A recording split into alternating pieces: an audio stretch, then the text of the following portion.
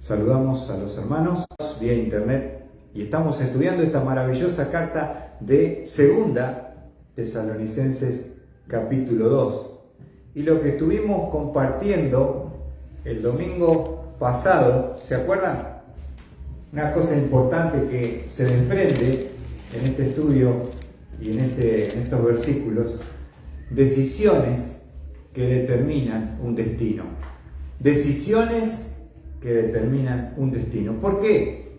Porque el ser humano tiene voluntad propia. Y muchas veces Dios, dándole todas las bendiciones, el camino, el entendimiento, las personas, nos dice la palabra de Dios, que esos que se van a quedar a la tribulación, después que la iglesia sea arrebatada, son tres cosas que han tomado, tres razones por las que se quedan. No es que Dios no los ama, no es que Dios sea injusto, al contrario. Fíjense que en ese tiempo donde la iglesia va a ser arrebatada y va a comenzar la tribulación en este mundo, son 7 años, y en esos 7 años va a ser la apostasía, va a reinar el anticristo, Satanás encarnado en ese falso Mesías, va a gobernar el mundo. Y Pablo nos va a explicar las tres razones por las que se pierden. Versículo 10, Segunda Tesalonicenses 2, 10, dice: con todo engaño de iniquidad para los que se pierden. Ahora, ¿por qué se pierden? ¿Porque Dios no los amó? ¿Porque Dios no los llamó? ¿Porque Dios no los eligió? No. Fíjense, para los que se pierden, y nos dice la primera razón: porque no recibieron el amor de la verdad para ser salvos. No recibieron el amor de la verdad para ser salvos. Si hay una persona que se está ahogando y está pidiendo ayuda y uno le tira el salvavidas y no lo quiere agarrar, ¿vos te vas a sentir mal porque se ahogó? No, me va a dar tristeza. Pero él no quiso recibir, esa palabra es, ¿se acuerda? Tomar con la mano, justamente. No quiso agarrar el salvavidas que Dios da a través del mensaje de amor, de la verdad, para ser salvo. La segunda razón, vemos, primero podemos decir que era despreciar su amor. Si uno desprecia su amor. Pero la segunda razón la encontramos en el 2.12. Dice: a fin de que sean juzgados todos los que no creyeron en la verdad. Es un pecado la incredulidad. No quisieron creer en la verdad. No es que no pudieron, no quisieron creer en la verdad. ¿Se acuerdan como Tomás? Cuando aparece el Señor, Tomás no estaba la primera vez que se manifiesta a los discípulos. Y después le cuentan a Tomás: ¿sabes que vino el Señor y se apareció en medio nuestro? Y dice Tomás: si yo no viere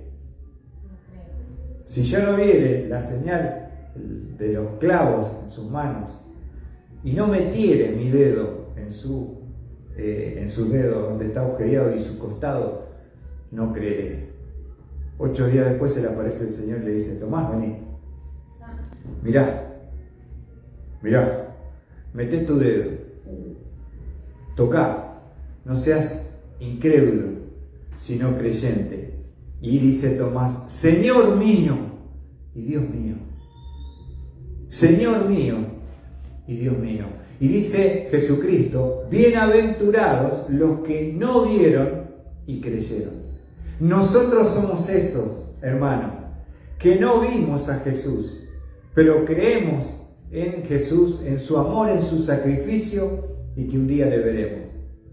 Entonces, dice en la lista de los que van a ir al infierno, en Apocalipsis 21:8, dice: los cobardes e incrédulos.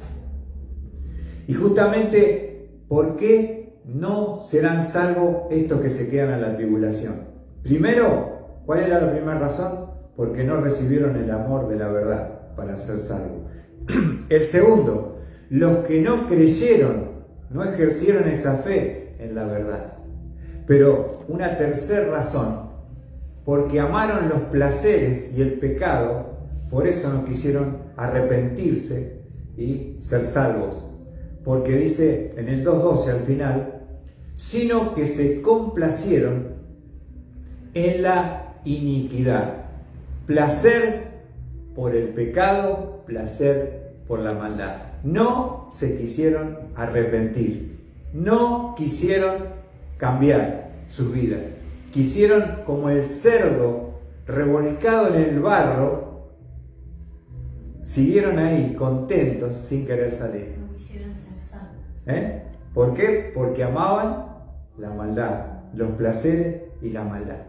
3 razones que uno decidió, decisiones que determinan un destino. No somos títeres de Dios, ni juguetes del destino.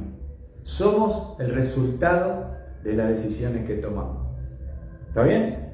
Porque Dios nos dio esa capacidad y por lo tanto somos responsables. Por eso habrá cielo y por eso habrá infierno. ¿Qué dijo Jesucristo? Entrad por la puerta estrecha.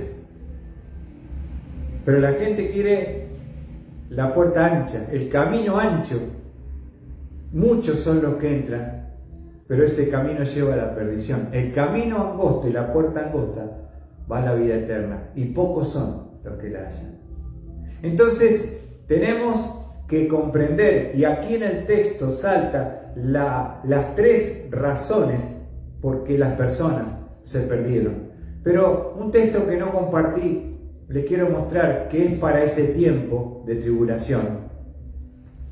Lo encontramos en Mateo, capítulo 24. Mateo 24, donde el Señor va a hablar de ese tiempo para Israel, lo que será ese tiempo. Tenemos ahí Mateo 24, versículo 14. Este versículo no es para ahora, sino es para la tribulación. ¿Y qué dice el Señor Jesucristo en ese tiempo que va a pasar? Mateo 24, 14. Y este evangelio del reino, observen, se predicará en todo el mundo como testimonio a todas las naciones. Entonces vendrá el fin. Lo vuelvo a repetir. Buenas noches, Rosa. Y escuchen, ¿evangelio de qué? Del reino. ¿Ven? Y este evangelio del reino, ¿qué va a pasar? Se predicará, ¿dónde? En todo el mundo, a todas las naciones. Entonces, Mateo 24, 14, entonces vendrá el fin. ¿Se entiende? ¿Por qué Dios está tan preocupado y ocupado en que todo el mundo escuche el evangelio del reino en ese tiempo? ¿Qué te parece, Sam? Es el fin. Es el fin. Pero ¿por qué Dios quiere que todo el mundo escuche el evangelio y en todas las naciones se predique el evangelio del reino? Para que tengan oportunidad. ¿Se entiende? Para que seamos salvos. En otras palabras, siempre Dios busca al hombre. Siempre Dios ha extendido el camino de la redención para llegar a Él. Pero acá hay algo que es importante, que también Dios quiere, pero el hombre elige. Dios quiere, pero el hombre elige. ¿Se acuerdan cuando vimos el texto que hablaba Jesús llorando sobre Jerusalén? Y dice: Jerusalén, Jerusalén, tú que matas a los profetas y apedreas a los que te son enviados. ¿Cuántas veces quise juntaros como la gallina a su polluelo y no quisisteis? ¡Qué dolor estaba en el corazón de Jesús por la ciudad que es de él, la ciudad del rey, Jerusalén! Pero esa ciudad no recibió al Mesías, ¿no es cierto? ¿Qué dijeron del Mesías? Crucifícale, crucifícale, crucifícale. Entonces no hay víctimas, hay responsables. ¿Hay víctima? No, hay responsables. Entonces, decisiones que determinan un destino. ¿Cómo Dios les permitió escuchar el Evangelio del Reino? Este Evangelio del Reino lo van a tener, y significa esto, ¿qué es el Evangelio del Reino? El rey está por volver, que se vuelvan a su libertador. El rey está por volver al final de la tribulación. Ese es el Evangelio del Reino. Y que se vuelvan a su libertador. Como cuando Cristo vino, hace 2000 años, se predicaba que el rey viene a establecer su reino. El mismo mensaje será predicado en la tribulación. O sea, que Dios siempre va a dar oportunidad para que uno pueda escuchar y tener la posibilidad. Pero en definitiva, ¿quién decide? Nosotros decidimos. Nosotros decidimos. Y por eso somos responsables. Y por eso hay cielo y por eso hay infierno. Entonces, vamos a volver entonces a 2 Tesalonicenses, que es lo que estamos compartiendo ahora para avanzar en el texto. Estuvimos repasando un poquito lo que fue el domingo pasado. Decisiones que determinan un destino. Decisiones, hemos visto el domingo pasado, decisiones que determinan un destino. Ahora, Pablo en el capítulo 2, versículo 13, va a hablar en este versículo y vamos a leerlo. Dice: pero nosotros siempre tenemos que dar gracias a Dios por vosotros, hermanos, amados por el Señor, porque Dios os ha escogido desde el principio para salvación, mediante la santificación del Espíritu y de la fe en la verdad. Entonces, vamos a ver que Pablo está agradecido a Dios. Fíjense lo que dice Pablo, porque nosotros siempre tenemos que dar gracias a Dios por vosotros, hermanos. Pablo podía agradecer especialmente, ¿por qué? Porque este grupo de judíos convertidos al Mesías, a Jesús como Salvador, habían experimentado, dice en la primera parte, amados por el Señor. Y ahora es importante entender que somos salvos porque Dios nos ama. Dios nos ama. Por eso podemos ser salvos. No porque haya algo especial en nosotros o bueno que merezca una acción de parte de Dios. Somos pecadores. Estamos separados de la gloria de Dios. Estamos muertos en nuestros delitos y pecados. Pero Dios, que nos ama, y lo primero que agradece Pablo por los tesalonicenses es: amados por el Señor. Ahora, ¿cuándo nos amó el Señor?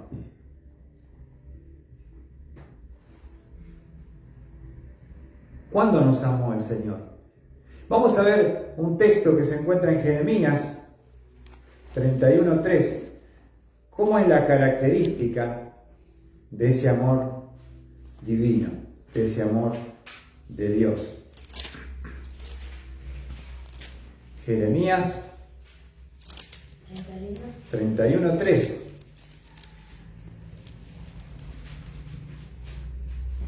Características, amados por el Señor. Pablo dice, doy gracias porque Dios los amó. ¿Cómo es ese amor de Dios? Jeremías 31:3 dice, desde lejos el Señor se le apareció diciendo, con amor eterno te he amado, por eso te he atraído con misericordia. Con amor eterno te he amado. El amor de Dios es un amor eterno. Es un amor inalterable. Es un amor desinteresado. Es un amor sacrificial. Y Él nos amó cuando estábamos perdidos en nuestros delitos y pecados. Por eso Pablo lo primero que hace es agradecer y recordar, como nosotros podemos esta noche recordar y agradecer, porque Dios nos ha amado con ese amor eterno, con ese amor eterno. Un amor que no merezco, un amor que despierta, como dice en el 31:3, la misericordia de Dios. ¿Y qué es la misericordia de Dios? Él no nos da en esa misericordia lo que nosotros merecemos. A veces uno predica un Dios que odia al pecador, un Dios que no ama al pecador. Eso no es bíblico, porque si Dios no nos amara, nosotros todos iríamos de cabeza, sin excepción, al infierno. Pero eso es lo que nos conmueve de Dios, que a pesar de lo que somos o de lo que éramos, Dios me amó, ¿no? Me amó con ese amor eterno, con ese amor sacrificial, con ese amor que no es incondicional, no depende de mi respuesta. Él me ama igual. Recuerdo un texto donde Jesús está hablando con un hombre rico, un joven, y él le dice, Señor, ¿qué tengo que hacer para tener la vida eterna? Le dice el Señor, bueno, los mandamientos sabes, ¿no? No cometerás adulterio, no hurtarás, no matarás. Y él dice con todo orgullo, todo esto lo he obedecido desde mi juventud, dice. Pobre, ¿no? Ahora, él era un hombre rico. No podía reconocer su estado y condición, que no podía cumplir de ninguna manera la ley, porque la ley no está para ser cumplida, sino que la ley ha sido dada por Dios para demostrarnos que nadie puede ser santo, perfecto, sino que somos pecadores. Nadie puede cumplir la ley. Ahora Jesús con mucho amor le dice, bueno, si vos ya cumpliste todo, vamos a seguir la idea tuya. Vende todo lo que tienes, dalo a los pobres y seguime. Y ahí dice que se puso muy triste. ¿Por qué? Porque más amor, el principal mandamiento es amarás al Señor tu Dios con todo tu corazón, con toda tu mente, con toda tu fuerza. Y él amaba al dinero más que a Dios. Y no amaba, el segundo mandamiento es amarás a tu prójimo como a ti mismo. ¿Qué le está diciendo el Señor? Ya que tenés tanto y vos cumplís los mandamientos, primero me tenés a mí en primer lugar, cosa que no era verdad, y amás tanto al prójimo, están con tanta necesidad, agarrá la plata, agarrá las monedas, repartí todo, vendé todo y dale de comer a los pobres y ayudar. Y dice que se puso muy triste. Se puso muy triste porque tenía muchas posesiones.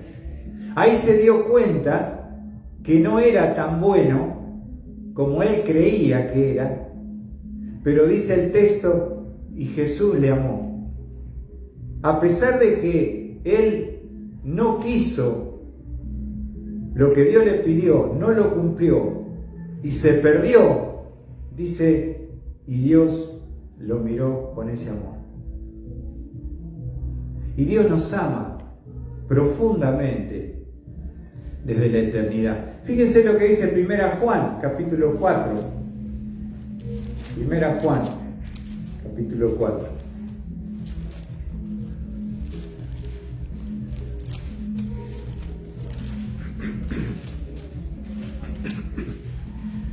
Juan capítulo 4. Está hablando Juan,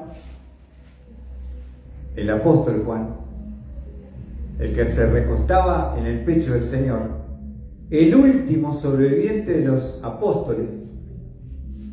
Y dice 1 Juan capítulo 4 versículo 8, el que no ama, dice Juan, no conoce a Dios, porque Dios es ¿qué? Amor.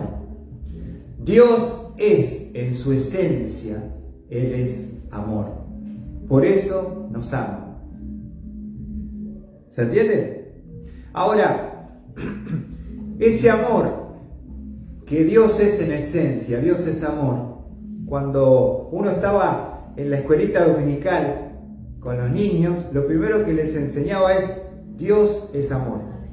Y había un corito que decía, Dios es amor, tra la la la la la la la. Entonces le enseñábamos a los chicos que lo primero, Dios es amor. Ahora, fíjense lo que dice en el versículo 9. Primero dice, Dios es amor. Versículo 9. En esto se manifestó el amor de Dios en nosotros. ¿Cómo se manifestó? ¿Cómo lo pudimos evidenciar nosotros que Dios nos amaba?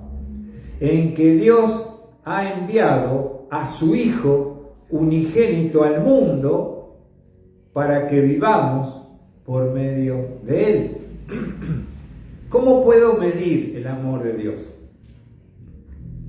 El amor de Dios es insondable, no se puede medir, pero podríamos decir que podemos llegar a entender algo del amor de Dios en el tamaño de la entrega y el sacrificio que Él hizo entregando a su único Hijo en sacrificio en lugar nuestro, ocupando nuestro lugar, pagando una deuda que no era suya, era nuestra, y la ira de Dios fue derramada sobre su Hijo, y por eso dice Juan, en esto se manifestó, se evidenció el amor de Dios en nosotros.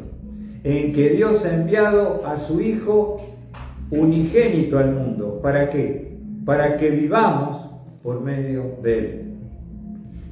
Su muerte en la cruz nos dio la vida. Su muerte nos dio la vida. Y es algo que tenemos que recordarlo, hermanos, que es un milagro que no merecemos que Dios nos ame siendo pecadores perversos de la manera que Dios nos ha amado. Enviando lo mejor del cielo, no lo que le sobraba. No mandó un ángel que no le costó, mandó a su Hijo, que se hizo hombre, que se humanó y que cargó sobre sí el pecado de todos nosotros. Fíjense lo que dice el versículo 10. En esto consiste el amor. ¿En qué consiste el amor? No en que nosotros hayamos amado a Dios. No funcionó así. Sino que Él nos amó a nosotros. Él nos amó primero. ¿Quién tuvo esa iniciativa en ese amor? Y nos demostró su amor. Dios. Enviando a su Hijo. El amor de Dios se manifestó cuando Cristo murió por nosotros. Cuando tú miras esta cruz que tenemos a la izquierda, nos habla del tamaño del sacrificio por amor que hizo Cristo. Alguien dijo, no fueron los clavos los que sostuvieron en la cruz a Jesús, si no fue su amor. Cuando le decían, bájate de la cruz y creeremos.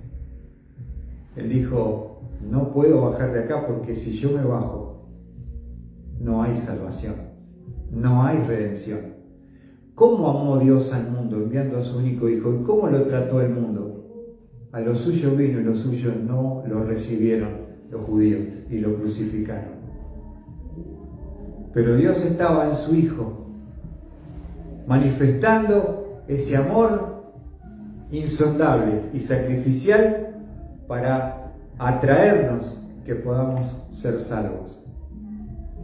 Ahora dice Juan, en esto consiste el amor, no en que nosotros hayamos amado a Dios, sino que Él nos amó a nosotros y envió a su Hijo como propiciación por nuestros pecados. Él hizo la obra de propiciación en esa cruz. Dios, quien es propiciado por la vindicación de su carácter santo y justo, por lo cual, por medio de la provisión que Él ha dispuesto en el sacrificio de Cristo en lugar nuestro, muriendo y derramando sangre por nosotros, nos dio la salvación. Eso es lo que dice Juan. En esto consiste el amor, no en que nosotros hayamos amado a Dios. Yo no lo puedo amar a Él porque ese amor, que es el amor ágape, el amor de Dios divino, es el amor ágape. Yo no puedo amarle si no soy amado primero. ¿Se entiende? Yo pude experimentar manifestada en la cruz el amor de Cristo sacrificial. Ahora, de esa manera yo puedo amar a Dios. Dice, fíjense lo que dice 4:11. Amados, si Dios nos amó, amados, si Dios así nos amó, de esa manera, con esa magnitud, con esa entrega, también nosotros debemos amarnos unos a otros. Amar a tu hermano con ese amor de Dios que ha sido derramado en nuestros corazones por medio del Espíritu Santo que nos fue dado, nos dice la palabra de Dios. Yo ahora tengo esa capacidad, pero ¿quién comienza en la iniciativa? ¿El hombre o Dios amando al hombre? Es Dios, que es amor, que manda a su Hijo en propiciación por nuestros pecados, a que ocupe nuestro lugar, es lo que nos da perdón y salvación. Es algo maravilloso que nosotros podemos comprender mirando la palabra. Fíjense también allí en Romanos, capítulo 5.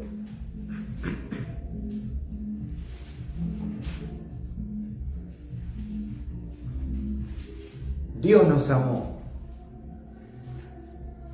con ese amor eterno, con ese amor incondicional, con ese amor sacrificial. Romanos 5, versículo 6, dice Pablo, porque mientras aún éramos débiles, a su tiempo, Cristo murió ¿por quién? Por los buenos, dice. ¿Qué dice tu Biblia, Sam? ¿Murió por quién? Dios. ¿Qué es un impío? Pecador. Un pecador perverso. Fíjate lo que hizo. A su tiempo, en el tiempo establecido de Dios, Cristo murió por los impíos.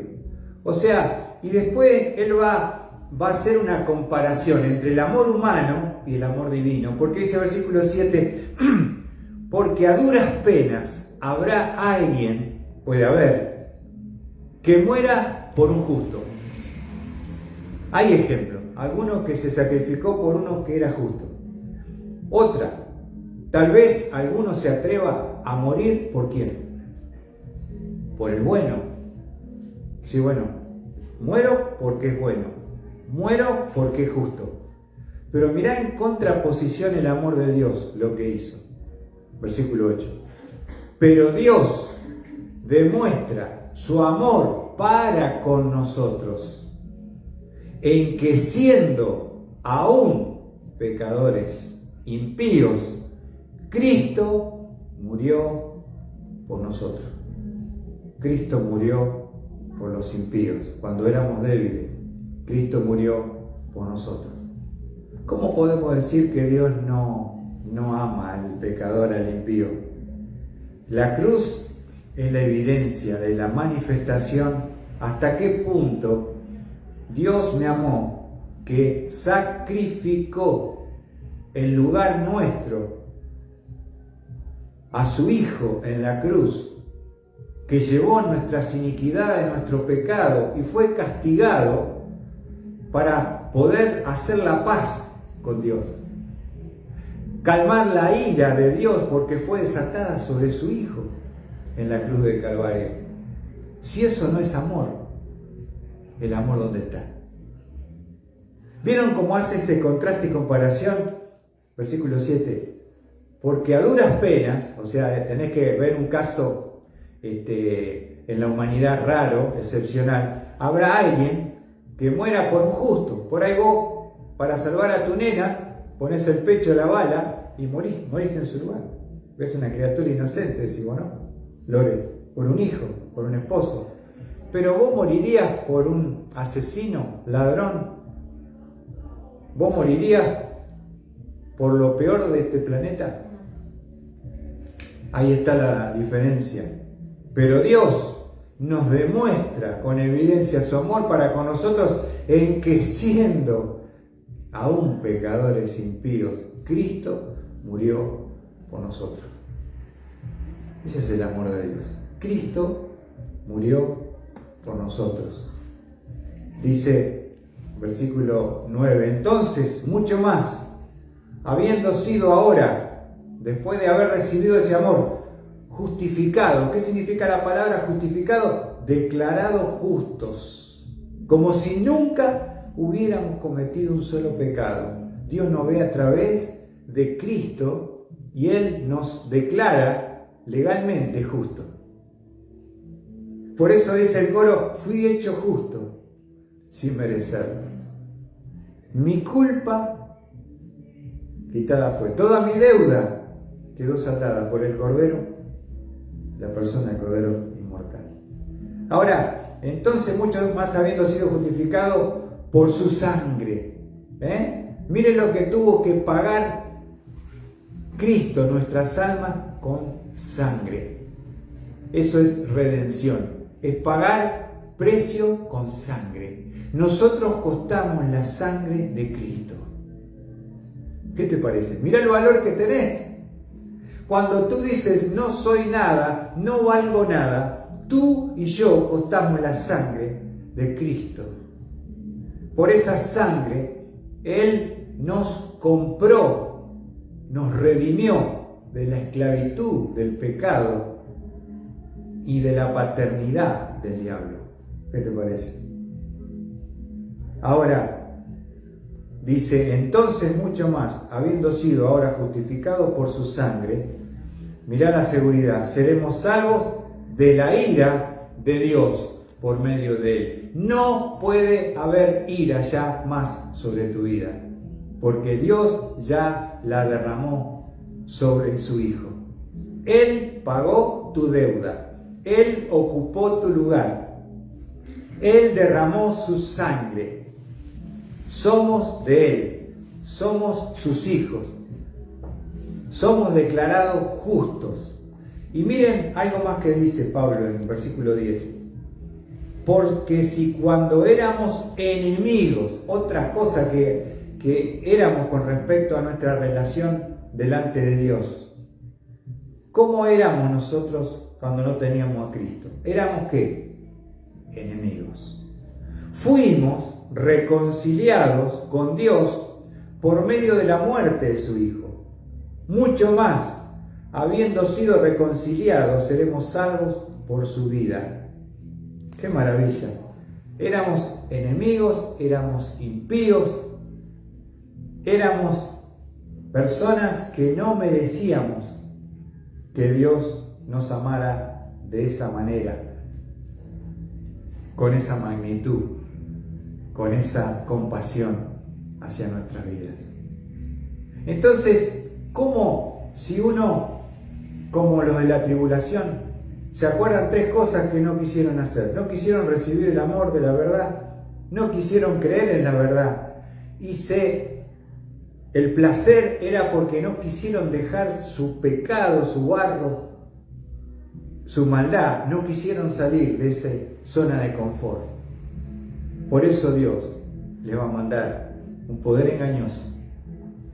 Por eso va a derramar su ira sobre la tierra. Pero también por eso hay un infierno, que un día habrá un juicio que se llama el juicio del gran trono blanco. Y Dios juzgará a cada uno según sus obras. Y una de las cosas que nos va a condenar, a nosotros no porque tenemos a Cristo, pero a aquellos que no quisieron recibirle, no quisieron creer y no quisieron arrepentirse, es que Dios le va a mostrar sus cosas, sus pecados, sus acciones. Como en todo juicio tenés la parte acusadora, pero también Dios te va a mostrar las oportunidades rechazadas. Es peligroso cuando uno escucha y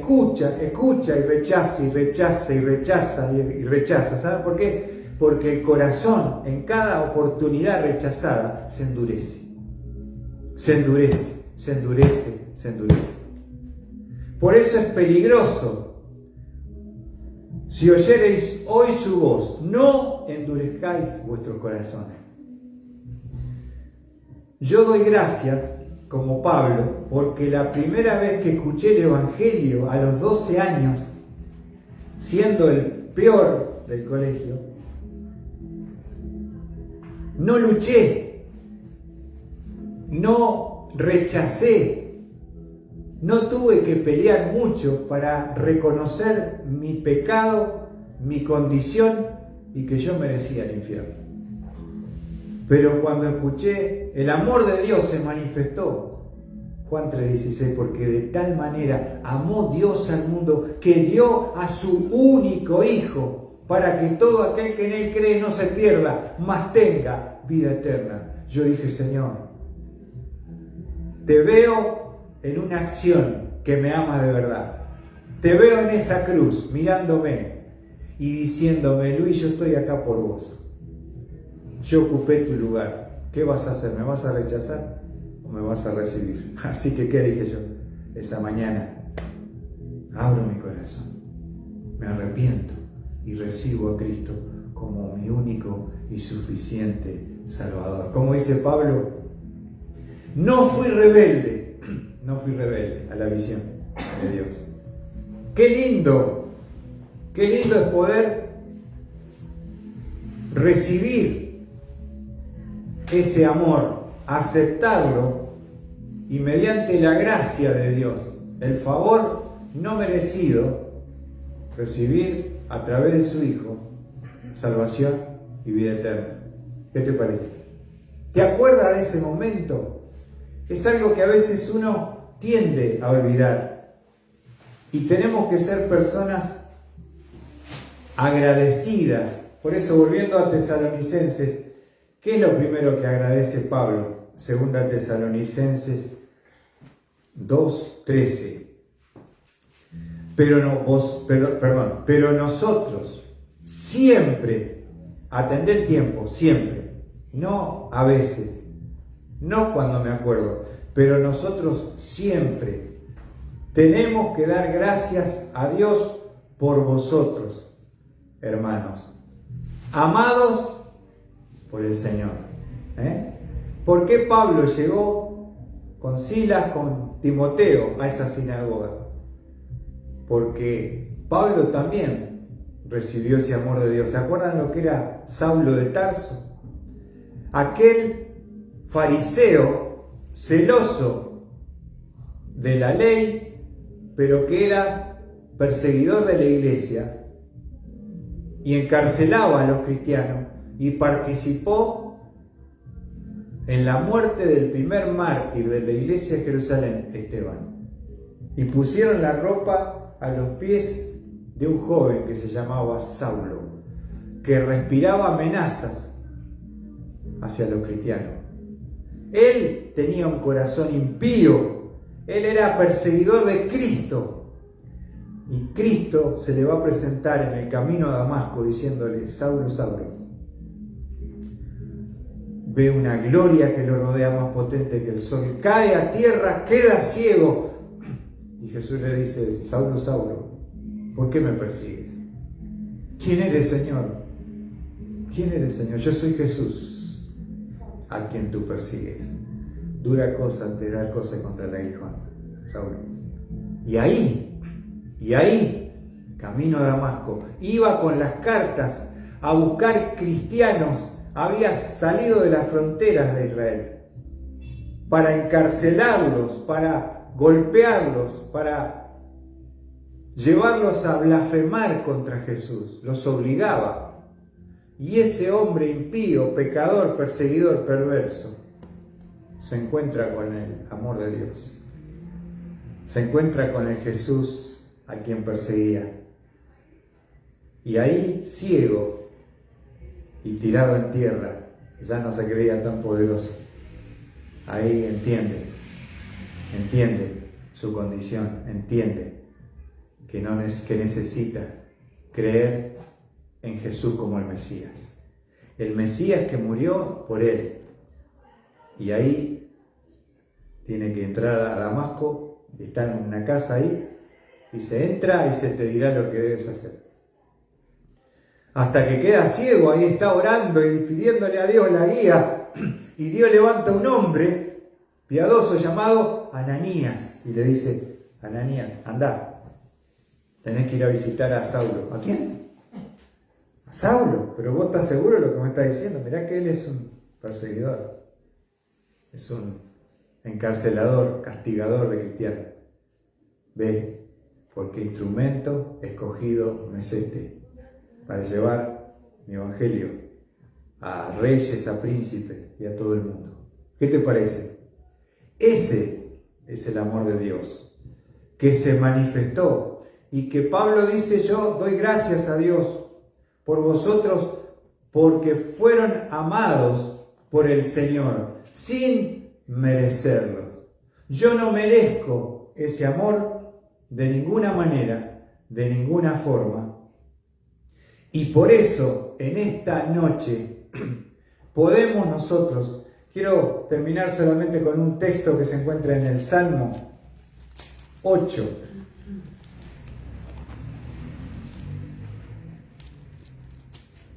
Salmo 8.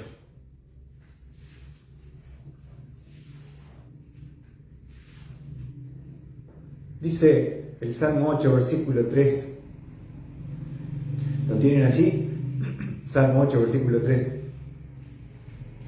Cuando veo tus cielos, obra de tus dedos, la luna y las estrellas que tú has establecido, digo, ¿qué es el hombre para que te acuerdes? Y el Hijo del Hombre para que lo cuides. El salmista dice, siendo un Dios tan grande, tan poderoso, que ha hecho los cielos, la luna, las estrellas. Pero ¿saben una cosa? Que Dios tiene un interés especial con el ser humano. Lo ama profundamente al ser humano. Fíjense cómo lo expresa Job capítulo 7. Job capítulo 7.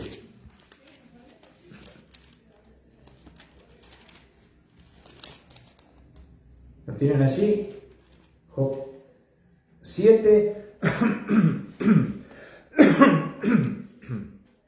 17. Es una pregunta. ¿Qué es el hombre para que lo engrandezcas? para que te preocupes